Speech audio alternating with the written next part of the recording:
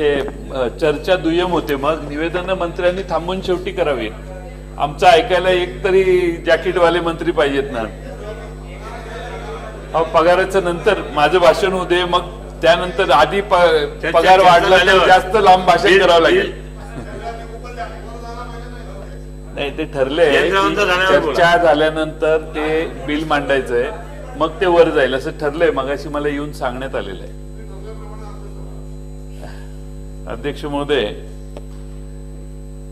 माननीय विरोधी पक्ष नेत्यांनी जी चर्चा सभागृहात आणलेली आहे या मुंबई शहर आणि मुंबईच्या आसपासच्या प्रदेशाबद्दल आहे.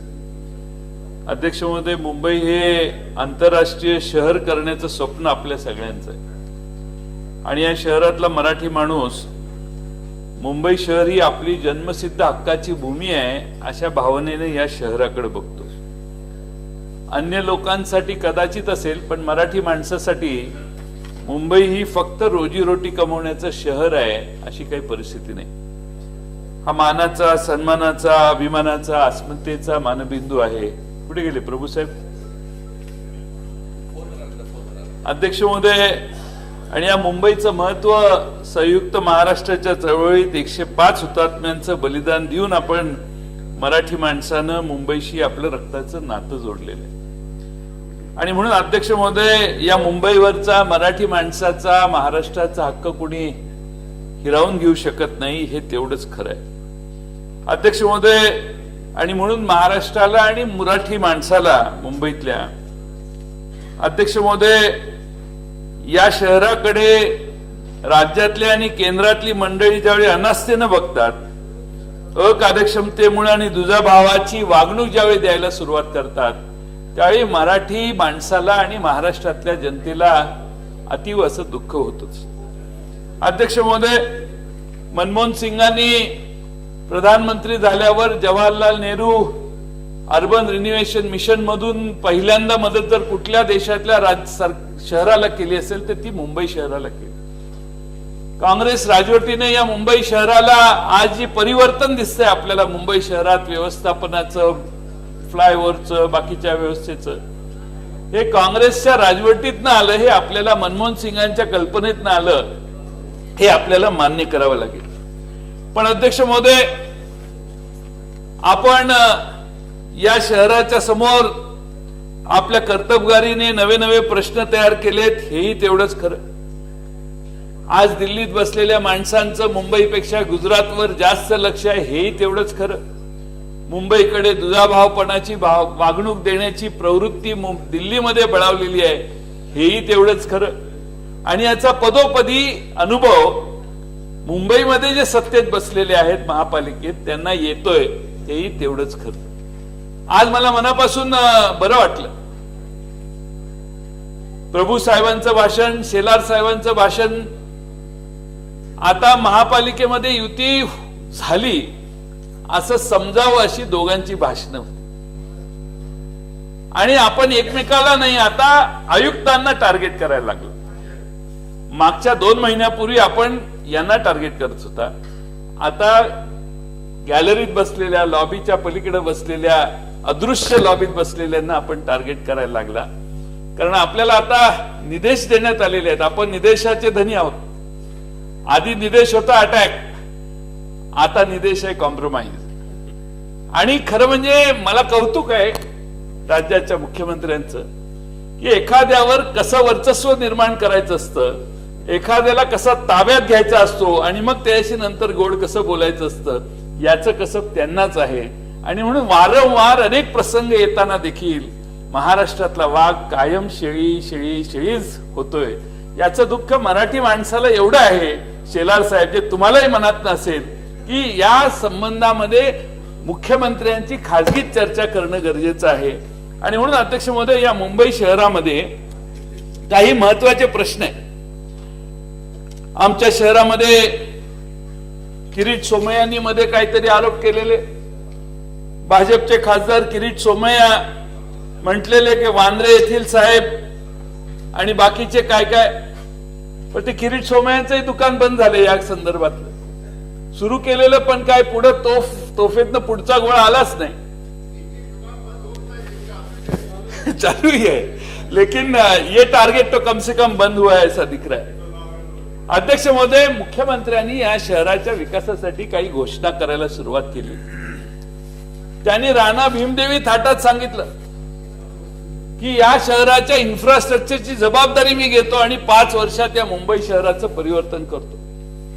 अध्यक्ष महोदय, कोस्टल रोड 13,000 कोटीचा, 33 किलोमीटरचा, नरिमन पॉइंट ते दहिसर हा रस्ता पर्यावरण प्रेमी असेल, अमुक असेल, तमुक असेल, फार मोठं वर्णन त्यांनी केलं. कफ परेड पासून अध्यक्ष महोदय वरळी पर्यंत लँड रिक्लेम करून आपण आता कोस्टल रोड करणार आणि बांद्र्यापासून वर्सोव्याला आता 7,500 कोटी रुपयाचा RFQ टेक्निकल बिड रिक्वेस्ट फॉर क्वालिफिकेशन साठी देखील आता आपण टेंडर काढलेलं.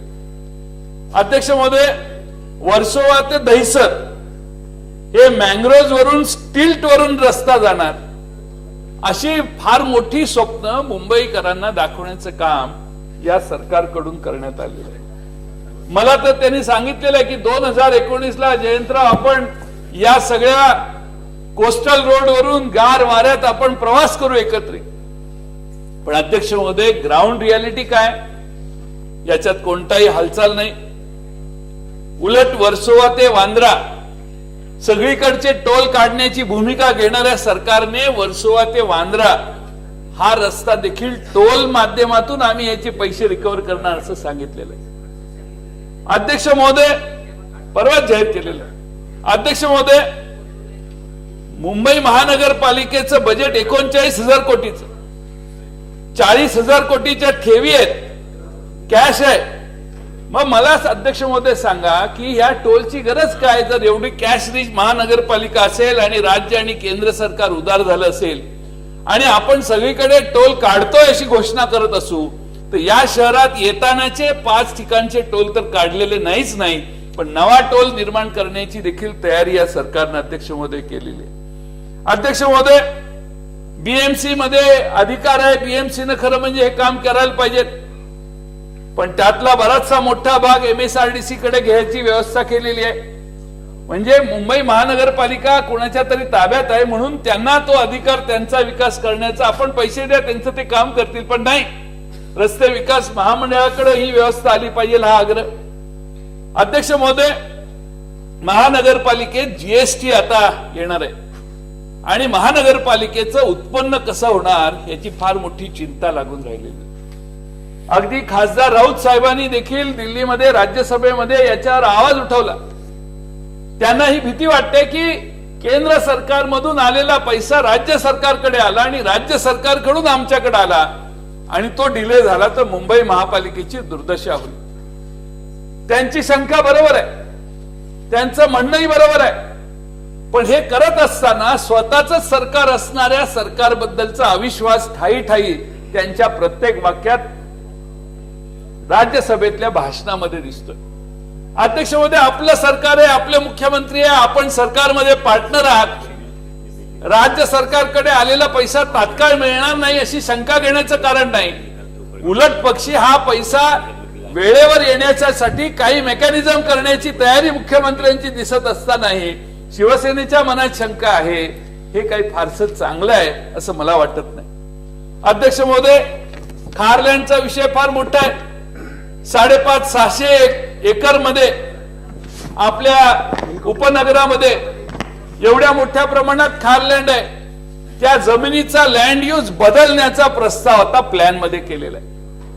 आपण जे काही ठरवता ते एवढं चटकन लीक होतं की महेश गारोडिया नावाचा एक आहे ज्याच्याकडे खारलँड फार मोठ्या प्रमाणात आहे. त्याने लोढ़ाजी आप जानते होंगे वो महेश गारोडिया साहब को, कम से कम सुना होगा, नहीं सुना होता तो बहुत अच्छा है.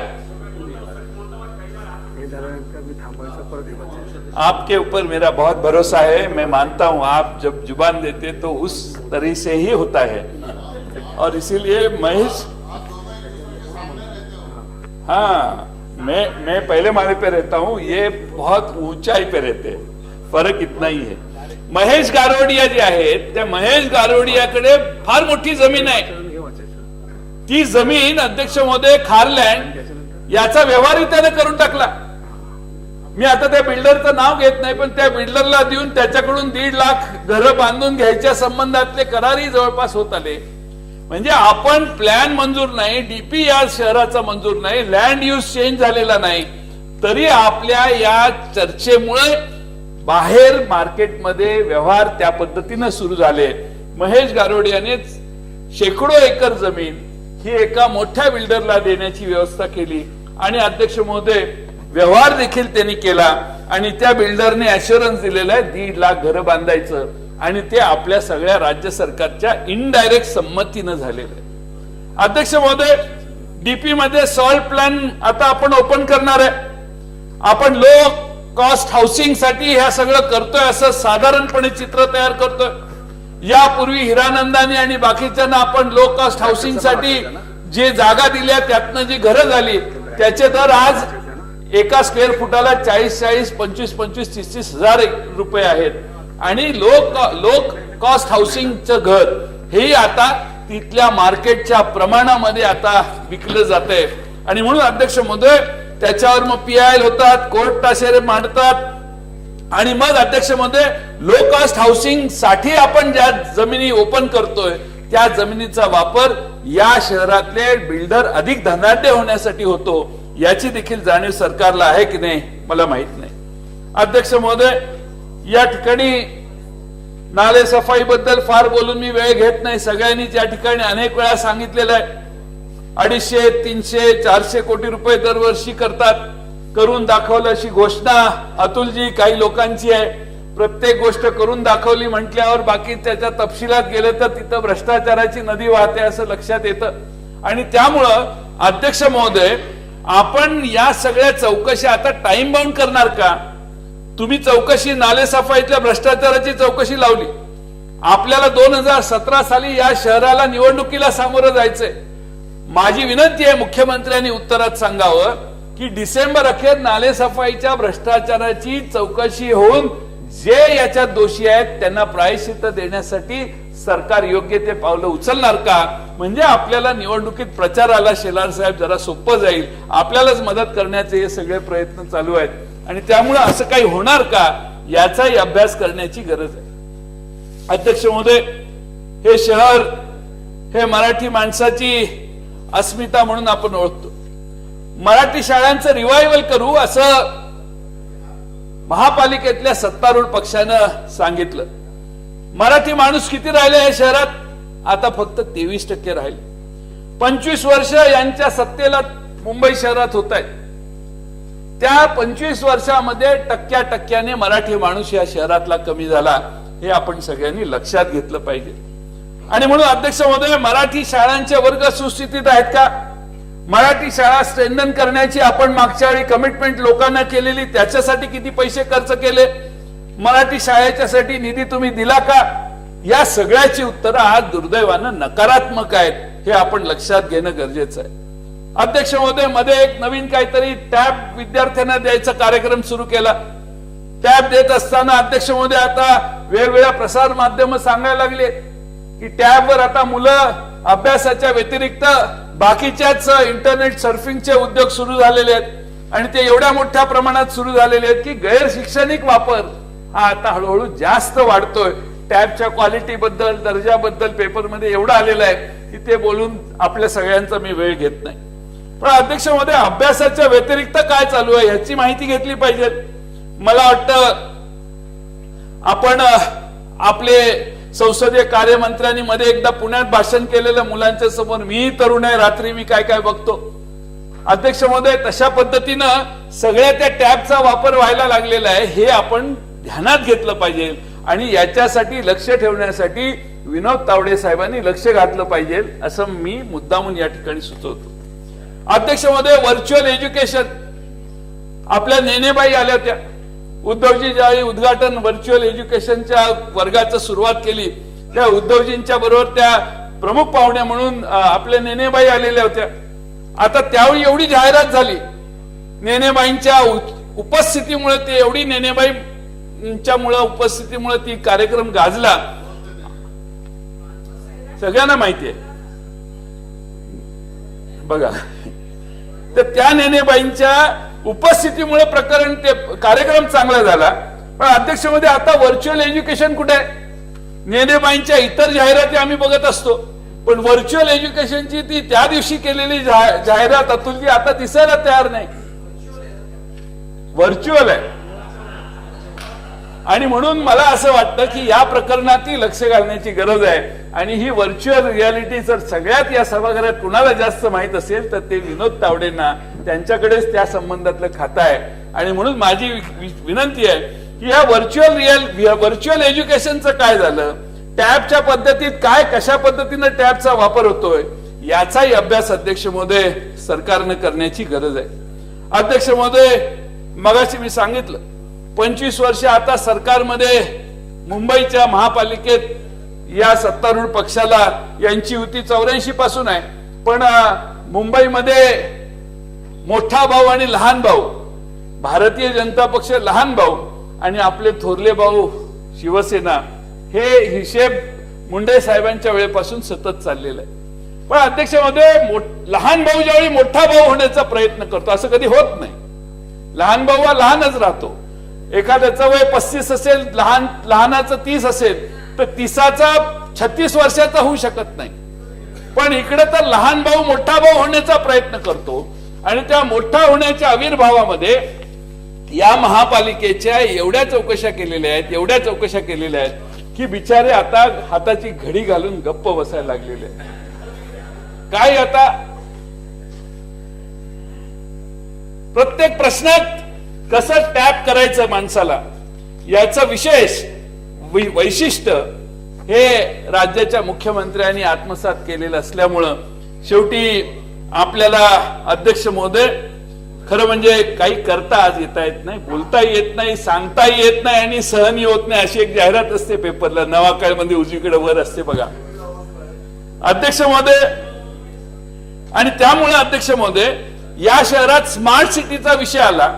स्मार्ट सिटीसाठी 100 कोटी, जे मुंबई शहर आहे ते मुंबई शहर अजूनही स्मार्ट सिटी मध्ये मला वाटतं घेतलं गेलेलं नाही. सोलापूर आलं, आणखीन कुठं आलं, आता मुंबई आता आलं सेकंड फेजला मला वाटतं. पण देणार किती अध्यक्ष मध्ये स्मार्ट सिटी मध्ये? 100 कोटी. ज्या शहराचं उत्पन्न 39,000 कोटी रुपयाचं आहे बजेट, त्या शहराला 100 कोटी म्हणजे अतुल भातसाळकरांच्या मतदारसंघातले एका वॉर्डात देखील 100 कोटी खर्च करून चालणार पुरणार नाहीत, एवढी लहान रक्कम. पण अध्यक्ष महोदय, ज्यावेळी या स्मार्ट सिटीसाठी एसपीव्ही करा असे निर्देश किंवा अशी गाईडलाईन आली, त्यावेळी मात्र स्मार्ट सिटीत जाण्याची महापालिकेची तयारी नव्हती. आता काहीतरी सांगून बिंगून मार्ग काढण्याचा प्रयत्न केलाय. शेवटी मुख्यमंत्र्यांनी काहीतरी सांगितलं, काल परवा मुख्यमंत्र्यांनी उत्तर दिलं, लगेच इकडं सगळे टोप्या घालून आलेले. त्या दिवशी आम्हाला वाटलं की काय टोपी म्हणजे आता काय, आज खरं नाही बाबा, सरकारची अवघड आहे. आणि अध्यक्ष महोदय, आम्हाला काय, आम्ही विरोधी पक्षात आहे, आम्हाला काहीच प्रॉब्लेम नाही. 5 वर्ष विरोधी पक्षात बसायचा निर्णय करूनच आम्ही काम करतोय. पण टोपी घातल्यावर तासाभरामध्ये टोपी फिरवण्याची कल्पना किती सहजगत्या या सभागृहातच आम्ही बघितली. मोठा बॅनर, आजपर्यंत एवढा मोठा बॅनर विरोधी पक्षात तुम्ही होता एवढा कधी आलेला नव्हता, पण मोठा बॅनर आला. पण अध्यक्ष महोदय, माननीय मुख्यमंत्र्यांनी जे उत्तर दिलं त्यानंतर समाधान झालं असं सांगण्याची व्यवस्था झाली. आणि बाहेर जाऊन टीव्हीवर सांगण्यात आलं, इथं नाही पण बाहेर जाऊन 2 तासानं का होईना सांगावं लागलं की नाही आमचं समाधान झालं, अभी हमारे को कुछ लेना देना नाही. एवढा मोठा महाराष्ट्राच्या हिताचा प्रश्न तोही आपण असा वाऱ्यावर सोडायला लागलो. म्हणजे आपण या ठिकाणी महाराष्ट्रामध्ये काय कशा पद्धतीनं काम करतोय याचा अभ्यास सन्माननीय विरोधी पक्षातल्या समोरच्या लोकांनी केला पाहिजे. आमचे आशिष शेलार साहेब आमचे फार जवळचे मित्र आहेत. बाटलीतला राक्षस हा बाटलीत बंद करून ठेवला. त्यावेळी तुमचं षण्मुखानंदच्या व्यासपीठावर बोलण्याचं धाडस झालं. आता बाटलीत राक्षस बंद केलेला आहे, काही बोललं तरी चालतं. आणि आपण अतिशय उत्तम भाषण केलं. मी टीव्हीवर बघितलं, फार सगळं भाषण आपलं दाखवलं, रिपीटेडली दाखवत होते. आणि प्रसार माध्यम विचारत होते बाटलीतला राक्षस कोण आहे, कसा आहे, कधी आहे, कोणी बंद केला. आणि अध्यक्ष महोदय ते करताना माननीय मुख्यमंत्र्यांना आपण मुंबईचा कृष्ण करून टाकला. मुख्यमंत्र्यांना अध्यक्ष महोदय आशिष शेलार यांनी सांगितलं की हा बाटलीतला राक्षस हा आता बंद केलेला आहे आणि कृष्ण नीती हा नवा शब्द प्रयोग हा माननीय शेलार साहेबांनी आपल्या मुंबईकरांच्या या चर्चेत दिलेला आहे. खरं म्हणजे आपल्या सगळ्यांना मला फार वेळ घ्यायचा नाही, पण एक 2-3 मुद्दे सांगून मी माझं भाषण संपवणार आहे. महापालिकेमध्ये बरेच भ्रष्टाचार चालतात, फार मोठ्या प्रमाणात भ्रष्टाचार होतो. वर्तमानपत्रात एवढं आलंय की काय बोलायचं आणि काय नाही हा प्रश्न पडलेला आहे. बरेचसे मुद्दे गेल्या 4-6 महिन्यात येऊन गेलेले. पण अध्यक्ष महोदय, आपल्या शहरामध्ये कसा कारभार महापालिकेचा चालतो साहेब हे आपल्याला सांगतो. आपण या ठिकाणी एसटीपीचे प्लांट करायचे ठरवलं आणि सिवेज ट्रीटमेंट प्लांट जवळपास मुंबईत 7 करायचे ठरले. 7 करायचं ठरल्यावर आपण MSDP कन्सल्टंट 2005 ला अपॉइंट करायचा निर्णय केला. 7 बिडर आले, 3 बिडिंग केलं. आपण हे काम McDonald limited, RV Anderson associates या जॉईंट व्हेंचरला दिलं. आपण हे काम दिलं, तक्रार नाही, तक्रार करण्याची गरज नाही. पण ह्या 7 प्रकल्पामध्ये 2005 साली दिलेल्या टेंडरला कामाला सुरुवात झाल्यावर आपल्या सगळ्यांना असं वाटलं असेल वायकर साहेब की आता हे सगळे प्रोजेक्ट पूर्ण झालेले असतील. पण अध्यक्ष महोदय, आपल्याला सांगण्याची विशेष कारण हे आहे की अध्यक्ष महोदय, आपण हे टेंडर काढलं MSDPचं. टेंडर काढल्यानंतर काम देण्यात आलं.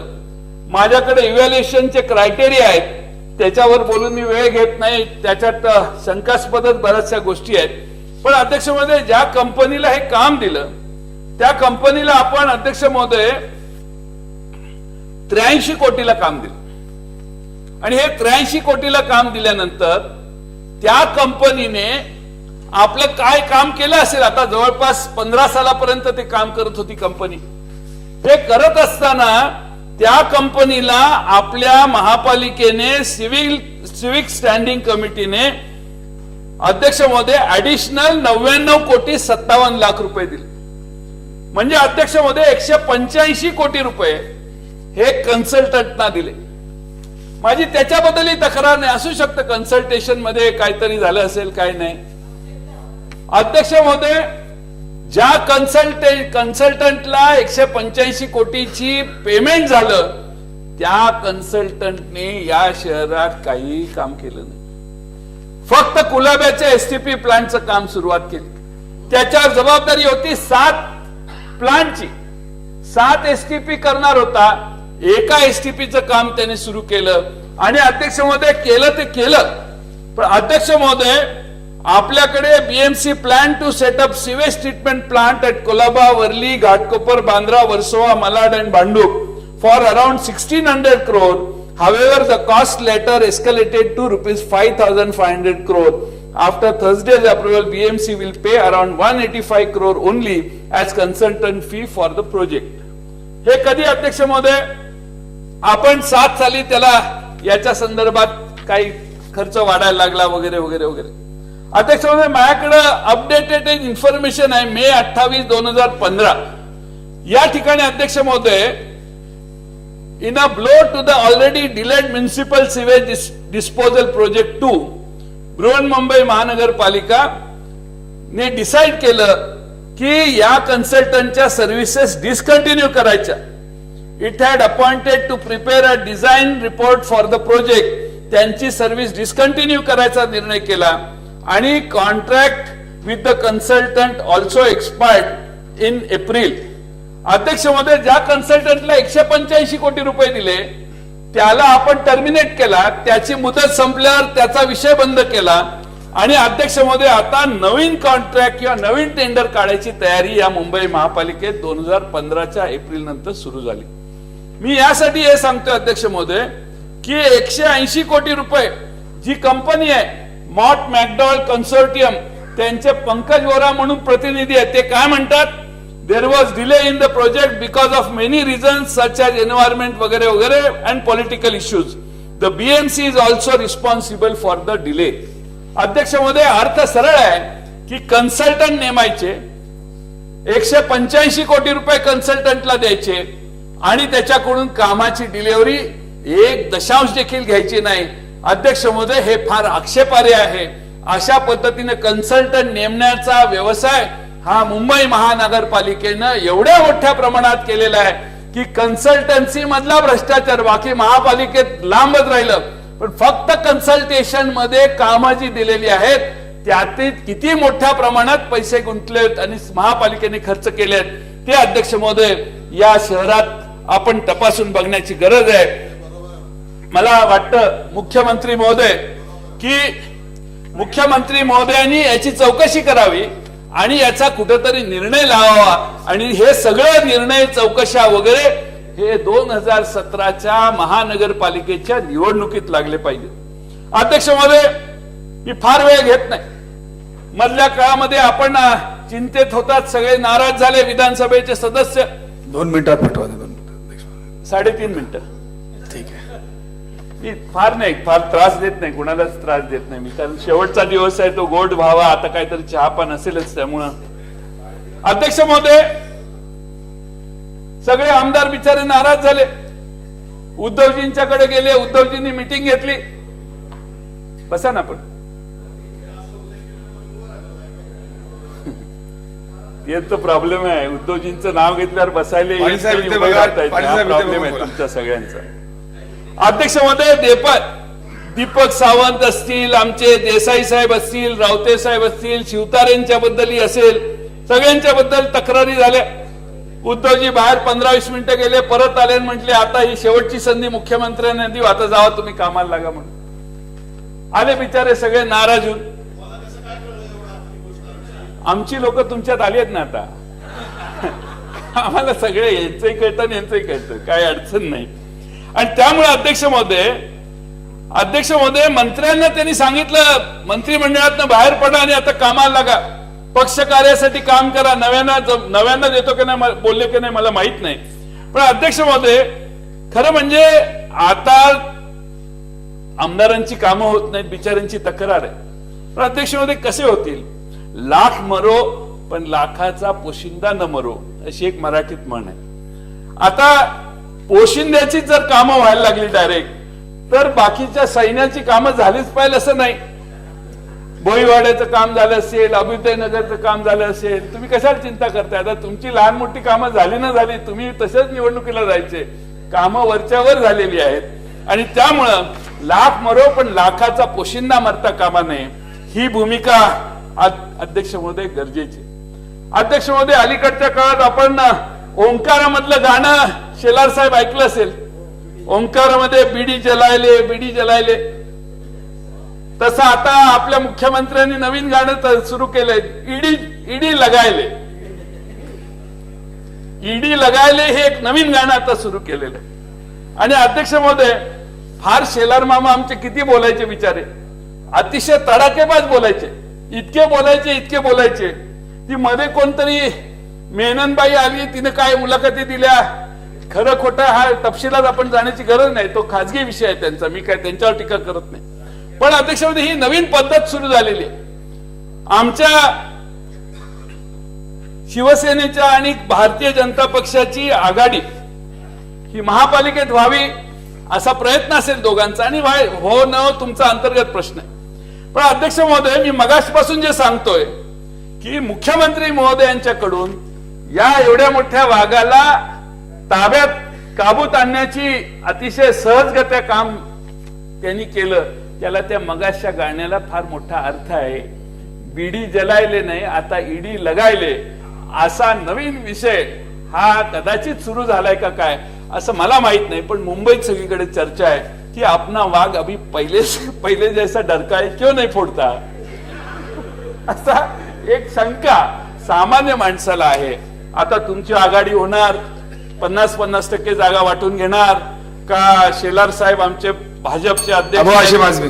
दीड मिनिटं शेवटचं संपत झालं माझं बसायच्या आधी तुम्ही लगेच 1.5 मिनिटात. आणि म्हणून अध्यक्ष महोदय शेवटचा दिवस आहे अध्यक्ष महोदय, म्हणून मी झालं संपलं अर्धा मिनिटात अध्यक्ष महोदय. आणि म्हणून अध्यक्ष महोदय, मुंबई शहराचा प्रश्न खऱ्या अर्थानं सुटायचा असेल तर मुंबई महानगरपालिकेत पारदर्शीपणा आणण्याची गरज आहे. सरकार कोणाचं मुंबई महापालिकेत कोणाची सत्ता आहे, शिवसेनेची आहे, काँग्रेसची आहे, राष्ट्रवादीची आहे का भाजपची आहे किंवा अन्य कुठल्या पक्षाची, हे महत्वाचं नाही.